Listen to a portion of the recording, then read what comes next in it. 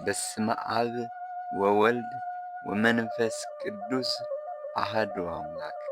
በልዩ ቅዱስነቱ የሚቀደስ በጌትነቱ የሚመሰገን እንደ አምላክ በሚሆን በአብ በወልድ በመንፈስ ቅዱስ ስም እናምናለን። አብ ከልጁ አይበልጥም፣ ወልድም ከአባቱ አያንስም።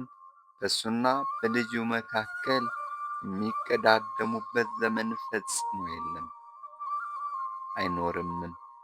ሁሉ ከእሱ የተገኘ፣ ሁሉ ገንዘቡ ነው። ሁሉ በእርሱ የተገኘ፣ ሁሉ በእጁ የተጨበጠ፣ ሁሉ ከእግሩ በታች የሚገዛለት ነው። ስለዚህም ከእኛ ዘንድ ለእሱ ምስጋና ይገባዋል፣ ለእኛም ከእሱ ዘንድ ስርየት ማግኘት ያሻናል በማለት እየማለድን በግንቦት 19 ቀን የምናነበው የምንጸልየው የሰራዊተ መላእክት አለቃ የሚሆን የቅዱስ ገብርኤል ድርሳን ነው። ጸሎቱና በረከቱ ከአገልጋዮቹ ከሕዝበ ክርስቲያኑ ጋር ለዘላለሙ ጸንቶ ይኑር አሜን። ናቡከደነፆር በነገሰ በ18 ዓመት ቁመቱ 60 ወርዱ 6 ክንድ የሆነ የወርቅ ምስል አሰርቶ ዱራን በሚባል በባቢሎን በበረሃ ካቆመው በኋላ መሳፍንቱ፣ መኳንንቱ እንዲሁም የሀገሩ ታላላቅ ሰዎችና በጠቅላላው የባቢሎን ሕዝብ ተሰብስቦ ላቆመው ምስል የምረቃ በዓል እንዲሰበሰቡ አዋጅ አስነገረ።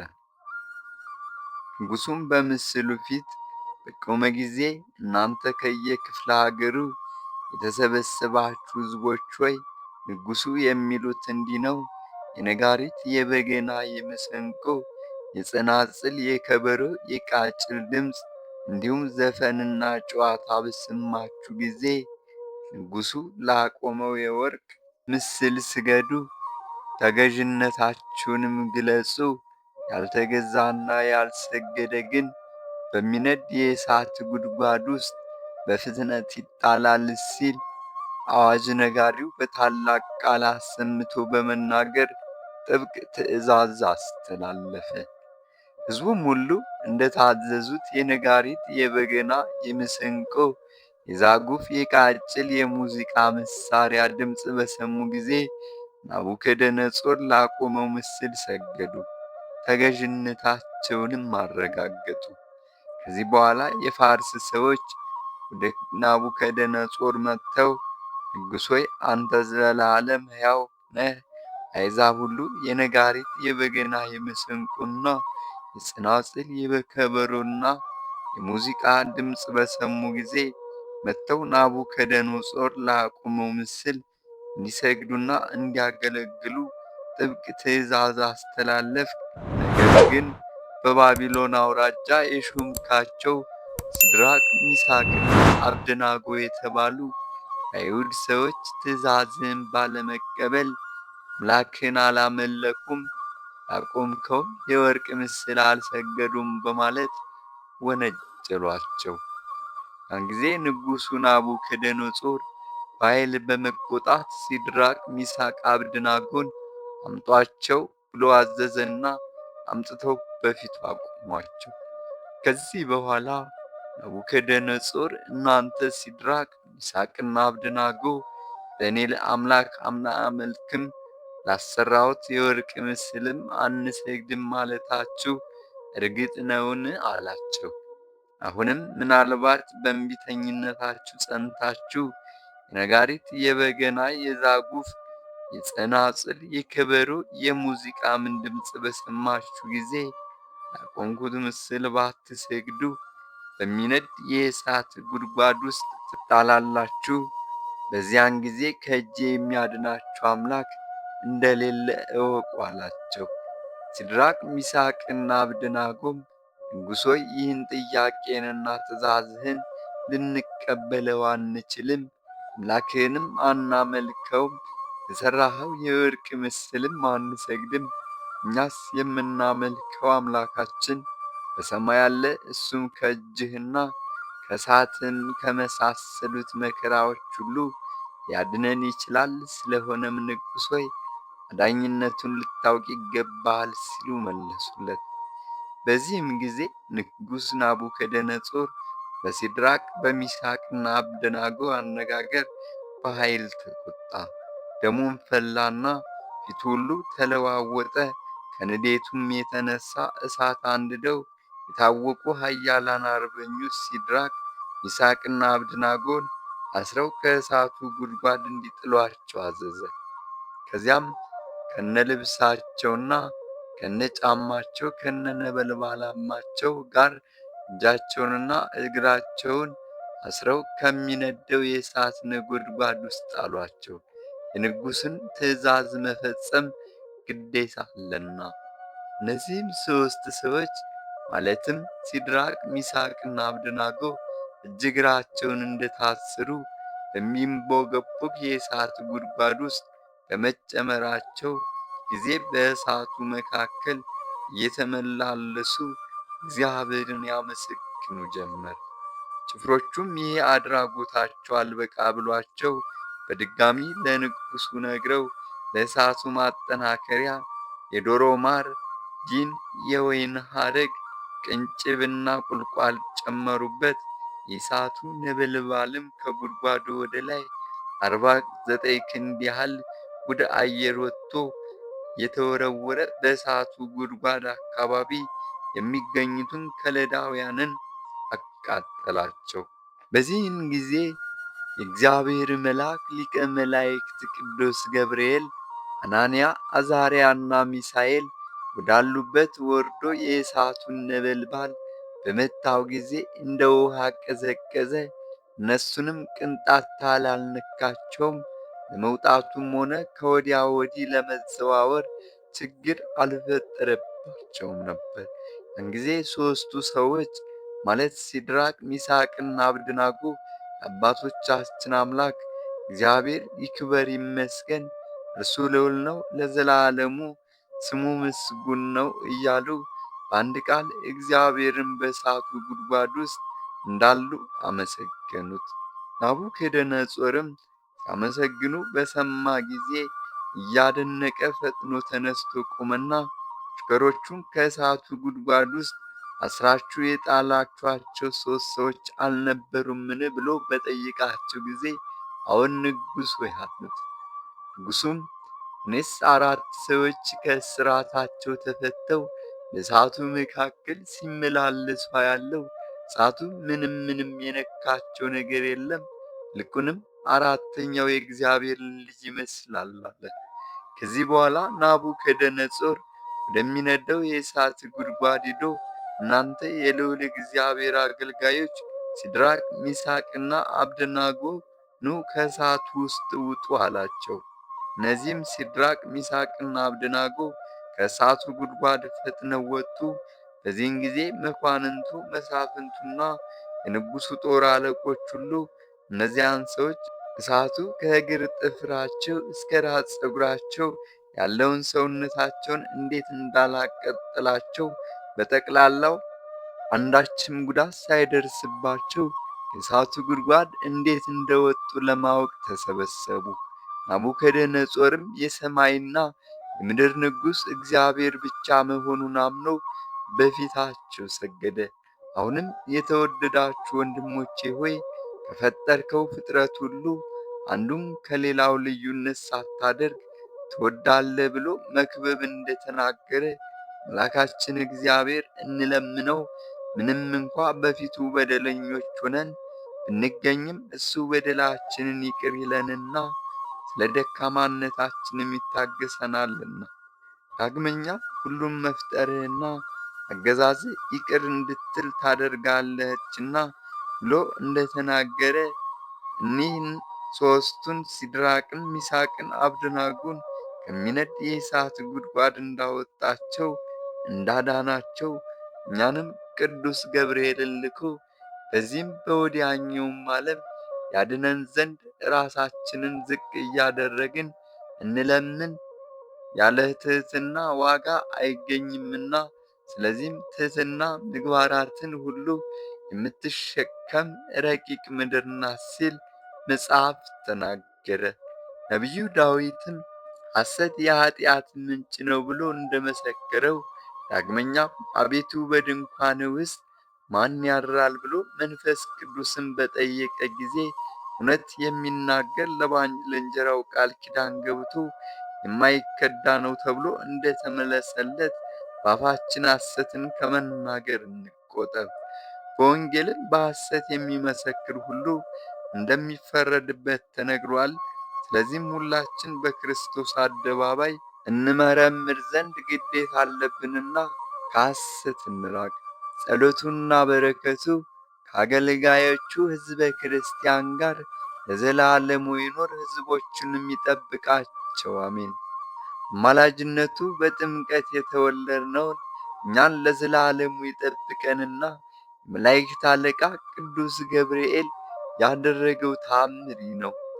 ኔቅሎን በሚባል አገር ሰዎች በሊቀ መላእክት ቅዱስ ገብርኤል ስም ቤተ ክርስቲያን ለመስራት በተነሱ ጊዜ የመላእክት አለቃ ቅዱስ ገብርኤል ለቤተ ክርስቲያኑ የሚበቃውን ቦታ ከልሎ ሰጣቸው። ከአንድ ወር በኋላ ስለ ቤተ ክርስቲያኑ ሥራ ከንጉሡ ታስፈቅድለት ዘንድ እንዲሁም ማንኛውንም ለቤተ ክርስቲያን የሚያስፈልገውን ሁሉ ታስፈጽምለት ዘንድ አውር ንግሥቲቷን ጠየቀ። ወደዚያ አገር ሂዶ ቅዱስ ገብርኤል ቤተ ክርስቲያንን ለመስራት ንጉሡን ፈቃድ ቢጠይቅ ስለከለከለው ይህ አውር ሲያዝን ይኖር ነበርና፣ በዚች ቀን የብርሃን ልብስ ለብሶ መላእክት አለቃ ቅዱስ ገብርኤል ለንጉሡ ተገለጸለት። ንጉሡም ባየው ጊዜ ደነገጠና በግንባሩ ከመሬት ላይ ወደቀ። መላእክት አለቃ ቅዱስ ገብርኤል ግን ከወደቀበት አነሳውና ታውቀኛለህን ብሎ ቢጠይቀው አላውቅህም፣ ይልቁንስ ፈቃድህ ይሁንና የሰማይ አምላክ እንደሆንክ ንገረኝ። እኔ ከዛሬ በቀር ይህንን የመሰለ ብርሃን በፍጹም አይቼ አላውቅም። ስለዚህም አንተን ከመፍራት የተነሳ ሰውነቴ በፍጹም ቀልጧልና አለው።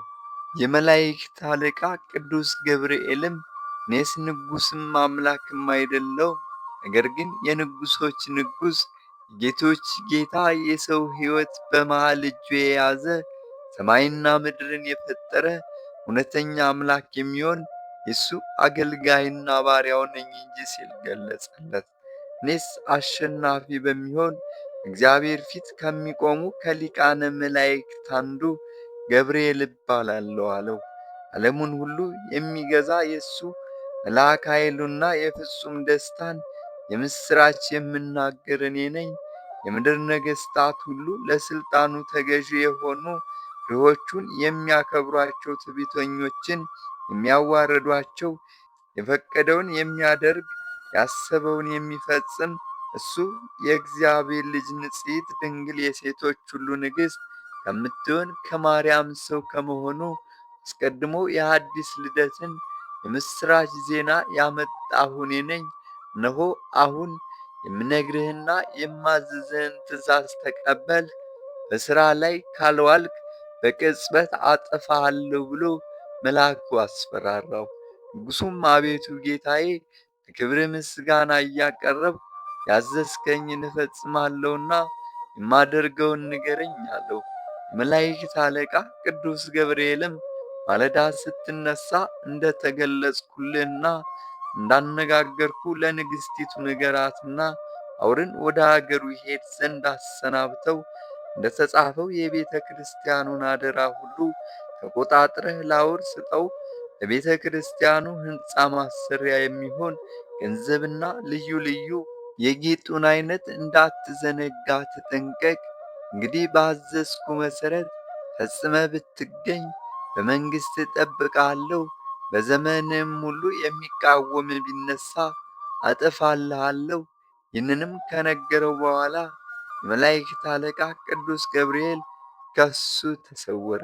በረከቱና ረድኤቱ ከሕዝበ ክርስቲያኖቹ ጋር ለዘላለሙ ይኑር ይጠብቀን፣ አሜን። ዳግመኛም ንግሥት ወዳለችበት ሂዶ የአውርን ነገር ለንጉሡ እንደነገረው ነገራት። ንጉሡም ፀሐይ ከመውጣቱ በፊት በማለዳ ንግሥቲቱን እንዲጠሯት መልእክተኞች ላከ። ከመጣችም በኋላ ያየውንና የሰማውን ሁሉ ነገራት። እሷም ይህንኑ የመሰለ ነገረችው። ቀጥሎም አውር በሕፃንነቱ ወራት ሳለ በክንፎቹ ሲታቀፈው አንዳንድ ጊዜም ከራሱ በላይ ሲረብበት ተመልክቻለሁ። ነገር ግን ማን እንደሆነ አላውቅም ነበር። ስለዚህ አሁንም አውርን ከዚህ እንዲቀመጥ አታስገድደው፣ ወደ ወደደበት ወደ ግብፅ አገር ይሂድ፣ ለቤተ ክርስቲያኑም ሥራ የሚያስፈልገውን ሁሉ ስጠው አለችው።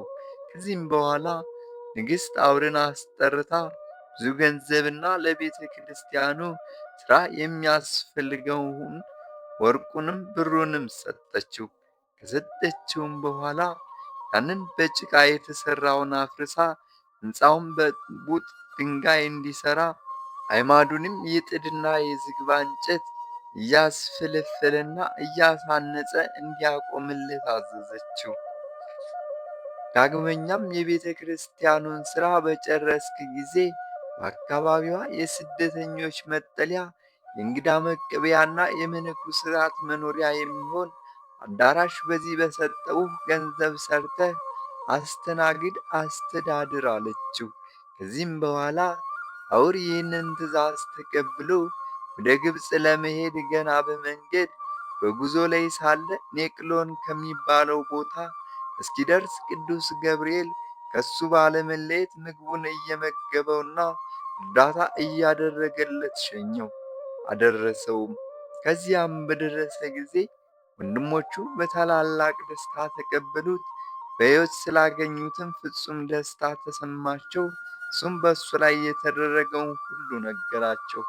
ከዚህ በኋላ አውር ቀድሞ የተሠራውን ቤተ ክርስቲያን አፍርሶ ንግሥቲቱ እንደነገረችው የቤተ ክርስቲያኑን ሕንፃ በቡጥ ድንጋይ መሠረተ።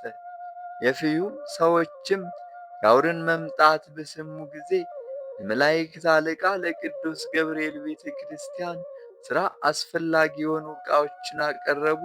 ለሥራውም ተባባሪነታቸውን በታላቅ ደስታ ገለጹ።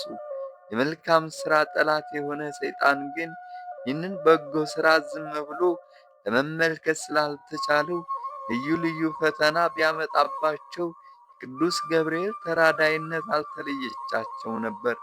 በረከቱ ከአገልጋዮቹ ከሕዝበ ክርስቲያን ጋር ይኖር፣ እኛንም ለዘላለሙ ይጠብቀን፣ አሜን። ጸሎቱና በረከቱ ከአገልጋዮቹ ሕዝበ ክርስቲያን ጋር እስከ ዘላለሙ ድረስ ጸንቶ ይኖርና አቅሮኒዮስን፣ ሚናስንና ዲሙስሪያን ከአንበሶች ጉድጓድ እንዳወጣቸው የሚናገር የቅዱስ ገብርኤል ታምሪ ነው።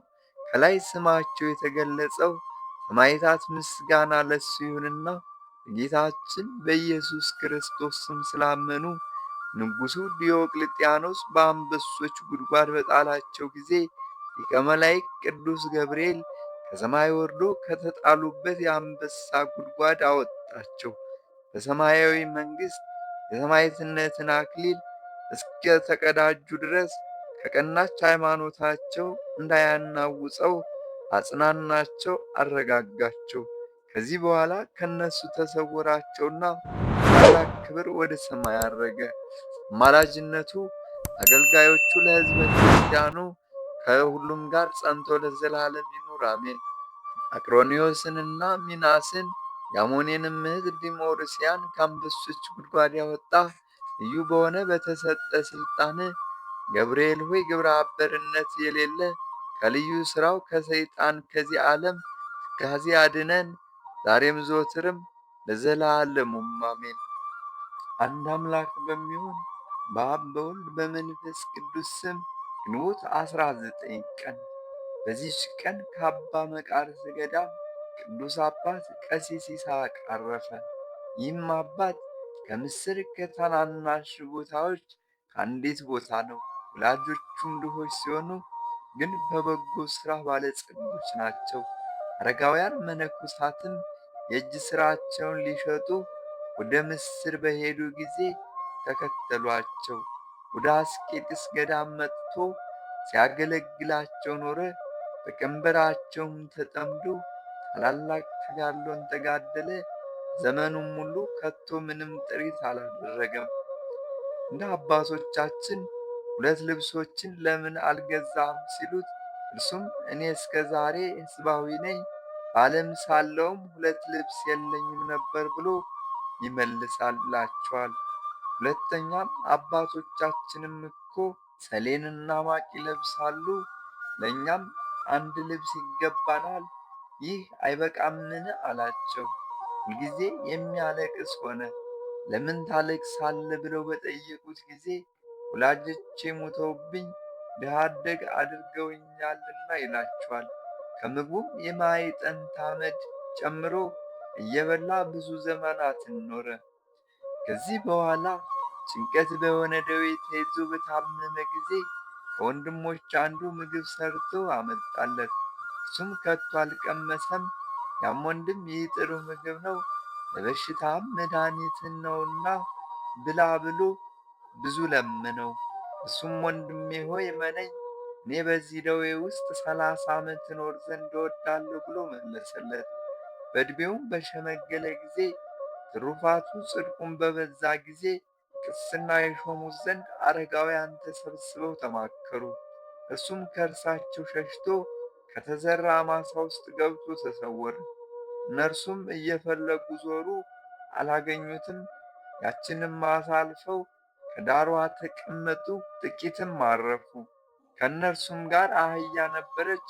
ወደ ማሳውም ርጦ ገብቶ ይህ አባት በተሸሸገበት ቦታ ቆመ። አህያውን ሊያስወጡት በገቡ ጊዜ ያንን አባት አገኙት። ደግሞም እንዳይሸሽ ሊያስሩት ፈለጉ። አሁንስ አውቄአለሁ እግዚአብሔር ፍቃድ እንደሆነ አላቸው። ከዚያም አብሯቸው ሄዶ ቅስና ሾሙት። ከዚህ በኋላ ተጋድሎውንና ለአረጋውያን መታዘዙን ጨመረ። ወጣቶችንም በጎ ሥራ ያስተምራችኋል፣ ሰምታችሁ የምትታዘዙ ሁኑ፣ ከትሩፋት ሁሉ ይህ ይበልጣልና አላቸው።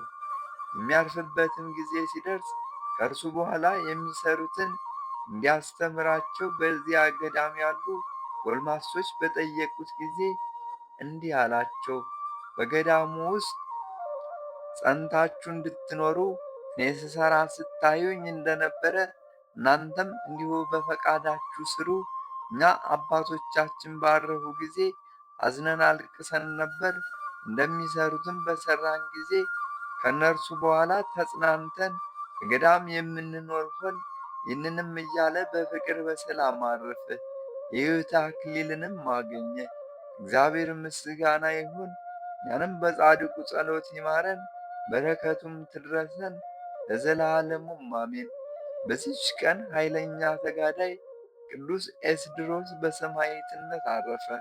ይህም ቅዱስ ከእስክንድርያ አገር ከከበሩ ከቤተ መንግሥት ወገኖች ውስጥ ነው። አባቱም በብዙ ሰራዊት ላይ የተሾመ መኮንን ነው። ስሙም በደላዖን ነው። የእናቱም ስም ሶፍያ ነው። ሁለቱም ከክርስቲያን ወገኖች ናቸው። ይህንንም ቅዱስ በወለዱት ጊዜ ኤስድሮስ ብለው ሰየሙት። ከብዙ ወራት በኋላ ከሃዲ ንጉሥ ዲዮቅልጥያኖስ የሚያደርገውን የኃጢአትና የበደልን ብዛት ባየ ጊዜ እርሱ ከመንግሥት ታላላቆች ውስጥ ስለሆነ ምስፍናውን ትቶ ከሚስቱና ከልጁ ጋር ገለል አለ። ስለ ክብር ባለቤት ጌታችን መድኃኒታችን ኢየሱስ ክርስቶስ ስም መጻተኞች በመሆን ከዚህ አላዊ ንጉሥ ፊት ሸሽተው ሳሙኤል ከሚባል ሰው ዘንድ ተሰብስበው በገዳም ተቀመጡ። ከዚህ በኋላ ለጣዖታት እንዳይሰግዱ ከንጉሥ ሸሽተው ስለተሰወሩ ከሃዲያን መጥተው በንጉሡ ዘንድ ነገሩት። ነገርም ሰሩባቸው። ወዲያውኑ 500 ጭፍራ ልኮ ከፊቱ አስቀረባቸው። ከእርሱ ዘንድ በመገለላቸውም ንጉሥ ጠየቃቸው። እነርሱም እንዲህ አሉ፣ የክብር ባለቤት ክርስቶስን በተውክ ጊዜ ተውን፣ ታላቅ ስንፍናን አደረግ፣ ስተሃልና ልብስህ ለመመለስ አልሞከርክምን ብሎ ጠየቀው። እርሱም እኔ የቀናች ሃይማኖቴን ትቼ ወደ ስህተት አልመለስም አለው። ያን ጊዜ አራቁተው ከምሰሶ ሰቅለው ደሙ እንደ ውሃ እስኪወርድ ድረስ ጭመቁት ብሎ ንጉሡ አዘዘ። እናቱ ሶፊያም ከደሙ ወስዳ በንጉሡ ፊት ላይ ረጨች። እንዲህም አለችው፣ ከሰው ሁሉ አንተ የተረገምክ ነህ። እንዲሁ እህቱ አፎምያም ድንጋዮች አንስታ ንጉሡንና መኳንንቶቹን ወረወረችባቸው። ንጉሡም ተቆጣና ከወገባቸው መካከል እንዲቆርጧቸው አዘዘ። ቆረጧቸውም፣ ምስክርነታቸውንም ፈጸሙ፣ አክሊልንም አገኙ። ቅዱስ ኤስድሮስም ተሰቅሎ ሳለ በእናቱና በእህቱ ላይ የሆነውን ይመለከት ነበር። በወገቡም ላይ የእሳት ፍም ደፉበት። ደግሞም ሆዱን ሰንጥቀው አንጀቱን አወጡ፣ በተራራ ላይም ጣሉት። የሰማይ ወፎችና የዱር አራዊት አልቀረቡበትም። መድኃኒታችንም ከሞት አስነስቶ እንደ ቀድሞ ሕያው አደረገው። ከዚያም ሂዶ በንጉሡ ፊት ቆመ። ንጉሡም ከብረት አልጋ ላይ አውጥተው ከአባቶቹ እሳትን እንዲያነዱ አዘዘ። ሁለተኛም በብረት ላይ አስተኝተው አንጀቱ እስኪፈስ ድረስ ፈጁት። ከዚህም መድኃኒታችንን አስነሳው። ደግሞም ሁለተኛ ከ800 ነፍስ ጋር ሰቀሉት። ያን ጊዜም መድኃኒታችን አድኖ አስነሳው። ንጉሡም አይቶ በበሬ ቅርጽ በተሠራ ብረት ውስጥ አስረው በላዩም ድኝና ዝፍት ጨምረው ከበታቹ እሳት እንዲያነዱ አዘዘ። ከጥቂት ቀን በኋላ ራሱን እንዲቆርጡ ታዞ ቆረጡት። ያን ጊዜም ጌታችን ከሞት አስነሳው። እነሆ ሲያስነሳው ሦስተኛ ጊዜው ነው። ደግሞም ከዚህ በኋላ እጅግ ከባድ የሆነ ደንጊያ በአንገቱ አስረው ወደ ባሕር ጣሉት። ወዲያውኑ የመላእክት አለቃ ቅዱስ ሚካኤል አውጥቶ ከንጉሡ ፊት አደረሰው። ንጉሡም በከተማ መካከል እንዲሰቅሉት አዘዘ። እንዲሁም ተሰቅሎ ሞተ። ክብር ባለቤት ጌታችንም አስነሳው። ይህም ሲያስነሳው አራተኛ ጊዜው ነው። ከዚህ በኋላ ለአንበሶች ጣሉት። እግዚአብሔርም ነቢይ ዳንኤልን እንዳዳነ አዳነው። ከዚህ በኋላ በየጥቂት ቆራርጠው እንዲከትፉትና በእንቅብል ሰብስበው ወደ ባሕር እንዲጥሉት አዘዘ። አሽከሮችም እንዲሁ አደረጉ። ያን ጊዜም የክብር ባለቤት ጌታችን ከሚካኤልና ከገብርኤል ጋር መጥቶ ባሕሩ ዳር ቆመ። ከዚያም አውጥቶ አስነሳው ያለምንም ጉዳት። ይህም ከሞት ሲያስነሳው አምስተኛው ነው። ንጉሡም ባፈረና የሚያደርገውን በተሳነው ጊዜ ከወገኖቹ ጋር ተማክሮ በዚያ ያሰቃዩት ዘንድ እጅና እግሩን አስሮ ወደ ሰሎንቄ ሀገር ላከው። የሰሎንቄ ሀገር ገዥም አስቀድሞ ስለሚያውቀው ከቅዱስ ኤስድሮስ ጋር ቸርነት ርኅራኄን አደረገ። ንጉሡም ሰምቶ ተቆጣ። ያንን መኮንንም እንዲያመጡት አዘዘ። ቅዱስ ኤስድሮስንም ወደ እርሱ መልሶ በእስር ቤት በረሃብና በጽም አኖረው። ቅዱሱም በእስራቱ መጠን ታላላቅ ድንቅ ታምራትን እያደረገ በሽተኞችን ሁሉ አዳነ። በዚህችም በግንቦት 19 ቀን በ6 ሰዓት ከከተማ ውጭ እንዲሰቅሉት ንጉሡ አዘዘ። አየርም መላእክትን ተመላች። የክብር ባለቤት ጌታችን ኢየሱስ ክርስቶስም ብዙዎች ቃል ኪዳኖችን ከእርሱ ጋር አደረገ። ያን ጊዜም ነፍሱን አሳለፈ። በማይጠፋ መንግሥተ ሰማያትም የሰማዕትነት አክሊልን ተቀበለ። በተጋድሎ የኖረባቸው 12 ዓመቶች ናቸው። እግዚአብሔር ምስጋና ይሁን። እኛንም በአማላጅነቱ ይማረን፣ በረከቱም ከእኛ ጋር ትኖር ለዘላለሙ አሜን። በዚህችም ዕለት የዓለም ብርሃን የሆነ አባ ዮሴፍ አረፈ። ይህም ቅዱስ ያዩትና የሰሙት እስካደንቁት ድረስ በአባቱ ቤት ሳለ የዚህን ዓለም ጥበብ ሁሉ ተማረ። የቤተ ክርስቲያንንም መጻሕፍት ተረጎመ። ከዚህም በኋላ ዲቁናን ሾሙት። የነፍሱንም ድኅነት እግዚአብሔር በወደደ ጊዜ ብርሃናዊ መልአኩን ሚካኤልን ላከለትና ዮሴፍ ሆይ ይህንን ኃላፊውን ዓለም ትወዳለህን? አስጸያፊ አይደለምን? በውስጡም ያለው ሁሉ አለው። ከዚያችም ጊዜ ጀምሮ እርሱ የመረጠውን መንገድ ይመራው ዘንድ እግዚአብሔርን እየለመነ ጾምና ጸሎትን ጀመረ። ከወላቃ አውራጃም ስሙ ባዘካርያስ የሚባል ነበር። እሱም ለዮሴፍ ዘመዱ የሆነ በጭልምታ ዮሴፍን ወስዶ የምንኩስና ልብስ አለበሰው። ወደ ትግራይ ምድርም ወሰደውና በዚያ ተግባር ዕድ ለምንኩስና ሥራ የሚገባ ጽሕፈትና ስፌትን ተማረ። ከዚህ በኋላ ወደ በረሃ ዱር ገብተው የእንጨት ፍሬ እየበሉ ከዝሆኖች ከአንበሶችና ከዘንዶች እየተፈታተኑ በአይነቱ በሆነ ተጋድሎ በመድከም ኖሩ። በጽድቃቸውም ኃይል ብዙ ታምራትን አደረጉ። አባ ናትናኤልም የጋለ እንጨት በመሃል እጁ ይዞ በመነኮሳቱ ፊት ዞረ። አባ ዮሴፍም የሚያበስሉበት ማሰሮ በተሰበረ ጊዜ ወጡ ሳይፈስ አገናኝቶ እንደ ቀድሞ አደረገው። ገብርኄርም ሕዝባዊ ሲሆን በሞተ ጊዜ ሊያጠምቁት ሲሉ ጌታዬ ኢየሱስ ክርስቶስ ኤጲስቆጶስነት ሹመኛልና እኔ በእጄ አጠምቃችኋለሁ አላቸው። እኒህም ቅዱሳን የትሩፋታቸውንና የጽድቃቸውን ያማረ ሥራቸውን አሳዩ። ከዚህ በኋላ አባ ዮሴፍን ወደ ጳጳሱ ወሰዱትና ቅስና ተሾመ። አባ ዘካርያስም ባረፈ ጊዜ አባ ዮሴፍ ወደ ሌላ ገዳም ሄዶ ሳይቀመጥ ቆሞ 40 መዓልት 40 ሌሊት ጾመ። ከድካም ጽናትም በወደቀ ጊዜ ቅዱስ ሚካኤል መጥቶ አነሳው።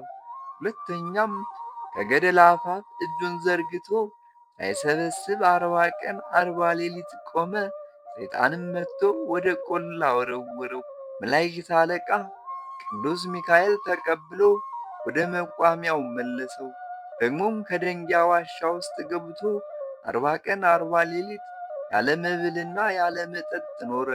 ሰይጣናትም ወደ እርሱ እየመጡ በየራሳቸው ምታት በማሳየት ያስፈራሩት ነበር። መላእክትም ያበረታቱትና ያጸኑታል።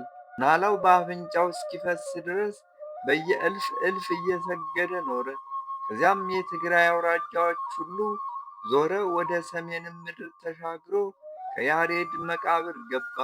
በደጃፉም ላይ ተቀርጾ አግኝቶ አንቀጸ ብርሃንን ተማረ። ሲመለስም ሽፍቶች አግኝተው በደንጊያ ወገሩት፣ በበትርም በደበደቡት፣ በጦርም ወግተው ጥለውት ሄዱ። አምላክን የወለደች እመቤታችንም ቅድስት ድንግል ማርያም ወደ እርሱ መጥታ አዳነችው። አንዲት ቀንም የሴት በድን አግኝቶ በላይዋ ባማተበባት ጊዜ ተነሳች። ወደ ኢየሩሳሌም 3 ጊዜ ሄዶ ከከበሩ ቦታዎች ተባርኳል። ወደ አባቶቻችን ሐዋርያት መቃብርም እስከ ሀገረ ባርቶና እንደኬ ደረሰ። ውሃው ከመላበት ወንዝ በሚደርስ ጊዜ በላዩ አማትቦ እንደ የብስ በእግሩ እየረገጠ ይሻገረዋል። አንበሶችና ነብሮች ይከታተሉታል። ምግብ ባጡ ጊዜ ደንጊያውን ባርኮ ሥጋ አድርጎ ይሰጣቸዋል። ከዚህ በኋላ ወደ አባታችን ተክለ ሃይማኖት ገዳም ደብረ ሊባኖስ ሄደ። ከአባ ተወልደ መድኅን እጅ አስኬማን ተቀበለ። አባ ተወልደ መድኅንም ሊፈትነው ወደ 7 የጽድቅ ቅርንጫፍ ሰብሮ ተተክለው ብሎ ሰጠው። በተከላቸውም ጊዜ ወዲያውኑ በቅለው አደጉ፣ እስከ ዛሬም አሉ። ብዙዎችም ወደ እርሱ መጥተው በእርሱ እጅ መነኮሱ። በእግዚአብሔር አብና አምላክን በወለደች በእመቤታችን ድንግል ማርያም ስም ባነጻቸው አብያተ ክርስቲያናት በአንድነት ኖሩ። በአንዲት ዕለትም እመቤታችን ቅድስት ድንግል ማርያም ዕጣንን ሰጠችውና ከ24ቱ ካህናተ ሰማይ ጋር አሸናፊ የእግዚአብሔርን መንበር አጠነ። ብዙ ጊዜም ወደ እርሱ ሐዋርያት እየመጡ ይባርኩታል። በአንዲት ዕለትም ነብር ከእናቱ እጅ ሕፃን ነጥቆ ወሰደ። አባ ዮሴፍ ስምም ባማተበች ጊዜ በሦስተኛው ቀን መለሰላት። ለልጆቹም ገንዘብም ሆነ የእንስሳት ጥሪት እያደረጉ ሥጋ እንዳይበሉ፣ የወይን ጠጅ እንዳይጠጡ፣ ትሕትናን፣ ቅንነትን እንዲማሩ፣ ከንቱ ነገር ባለሟልነትን እንዳይናገሩ፣ በቤተ ክርስቲያን ውስጥ እንዳይስቁ፣ ይህ ሁሉና የመሳሰለውን ሁሉ ሥራ አሰራላቸው። ከዚህ በኋላ ሩጫውን በፈጸመ ጊዜ በሰላም በፍቅር አረፈ። ደብረ ታቦር ብሎ በሰየማት ቤተ ክርስቲያንም ተቀበረ። ከእርሱም ቁጥር የሌላቸው ድንቆች ተአምራት ተገለጡ። እግዚአብሔር ምስጋና ይሁን። እኛንም በዚህ ጻድቅ ጸሎት ይማረን፣ በረከቱም ከእኛ ጋር ትኑር ለዘላለሙም አሜን። በዚህች ዕለት የከበረ አባት አባ አብየ እግዚእ መታሰቢያው ነው። በረከቱም ከእኛ ጋር ትኑር ለዘላለሙም አሜን። ወስብሐት ለእግዚአብሔር ወለወላዲቱ ድንግል ወለመስቀሉ ክብር። ይቆየን፣ አሜን።